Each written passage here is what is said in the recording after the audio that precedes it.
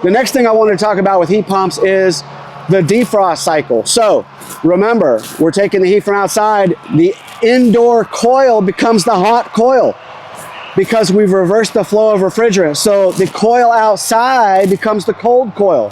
And if it's outside and it's cold outside and the coil is cold, it'll start to frost. And so the unit will have a period of defrost time. It's very periodic. It doesn't even happen that often. And when it does happen, it usually happens at night. So you don't see it when it's at night because you're sleeping. So, but what we'll get is during one of these days where it's snowy or freezing rain and it's really, really cold and it's during the day, we'll get a call or two or three from customers saying, hey, my outdoor unit's making a bunch of noise and there's smoke coming off the top and I don't know what's going on. That's the defrost cycle you're watching. What happens is the outdoor fan stops.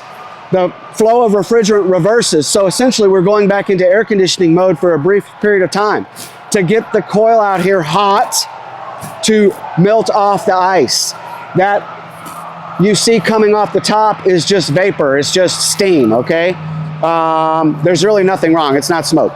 And it's doing what it's supposed to do. And it'll make different noises and sometimes that's startling to people because they don't ever see this happen. It doesn't happen very often. It probably hasn't happened since 2021 when we had the real bad ice, event, right? So just FYI on that.